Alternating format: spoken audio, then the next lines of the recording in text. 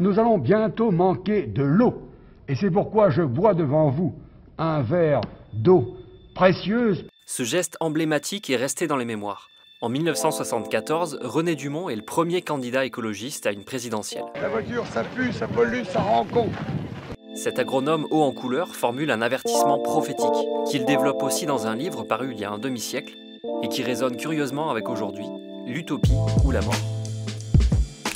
Reconnaissable à son pull rouge qu'il ne quitte pas, René Dumont est à l'époque une des seules personnalités politiques à s'emparer de l'écologie. Si nous continuons notre développement acharné, notre pillage du tiers-monde, notre croissance sauvage, c'est l'effondrement total de notre civilisation avant la fin de ce siècle. Alors tout de même, ce sont nos enfants qui sont menacés. En 1973, l'agronome propose une réforme de l'économie dans son livre au nom évocateur. Impôt sur les matières premières pour inciter au recyclage, désarmement mondial, limite au trajet en avion, réduction des gaz carboniques. Et en pleine époque du tout-voiture, il veut taxer les véhicules individuels au profit du transport collectif et leur interdire les centres-villes. Dans ce livre, il expose sa vision globale, mais il restitue aussi son parcours de vie. Un père ingénieur agricole et une mère prof de sciences ne pouvaient donner lieu qu'à un savant doté du sens du terrain. Il était très attaché, mais au sens charnel du terme, à la terre, aux arbres, à l'herbe, aux animaux. Devenu ingénieur agronome, il part en 1929 pour le Vietnam, à l'époque l'Indochine, pour développer l'utilisation des engrais chimiques dans les rizières. Ces 3 années sont fondatrices puisqu'il en revient écœuré par le modèle agricole colonial. Le pillage du tiers-monde par lequel nous avons développé notre civilisation actuelle en sous-payant leurs matières premières doit prendre fin parce qu'il a développé la famine dans le tiers-monde et cette famine est absolument inacceptable. Sa notoriété devient internationale lorsqu'il donne des cours dans des universités d'Amérique du Nord et lorsqu'il influence des chefs d'État, y compris des dictateurs comme Fidel Castro. Quand il arrivait quelque part, où que ce soit dans le monde, il savait ce qui avait poussé, il savait ce qui pouvait pousser et il savait ce qui ne pouvait pas pousser. Il part en mission pour le gouvernement français au Rwanda, au Mali, à Madagascar. Il observe les récoltes, discute avec des villageois, prend des notes, est hébergé par des paysans. Il est qualifié à la télévision d'arpenteur des savanes et des rivières. Ça ne lui suffisait pas de lire des rapports, des bouquins, des trucs, il a lu, mais sa priorité était l'action. Aller voir sur le terrain, voir.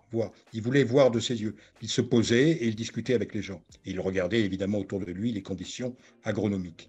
Un rapport au terrain qui lui permet de corriger sa vision de départ, tournée vers les rendements. Il était un productiviste. C'est ça qui était très étonnant dans son parcours, c'est que son boulot, son obsession, c'était une véritable obsession personnelle, c'était de nourrir les gens. Et nourrir plus de gens suppose d'utiliser plus de ressources. Mais en 1972 sort le fameux rapport Meadows qui calcule les limites de la croissance sur Terre. Il avait vu la sécheresse, il avait vu le manque d'eau, il avait vu les mers sans poissons, l'abattement des forêts, etc., etc. La rareté qui arrivait dans les ressources. Et il a fait un grand tournant écologique à l'aube de ses 70 ans.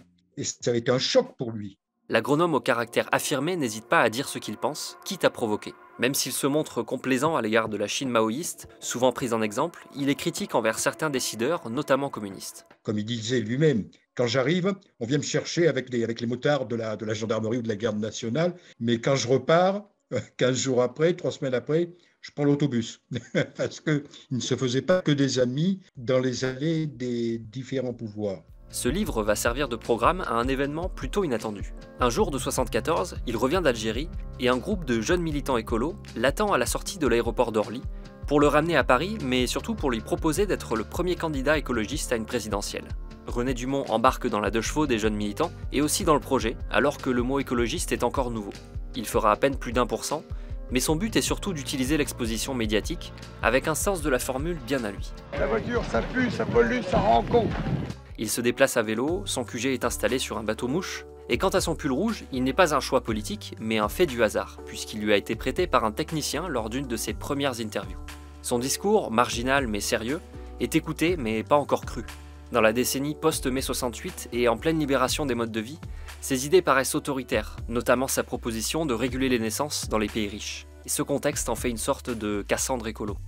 Il faudrait mieux que la Terre soit encore habitable pour les arrière-petits-enfants de nos arrière-petits-enfants, c'est-à-dire le sens de nos responsabilités vis-à-vis des générations futures.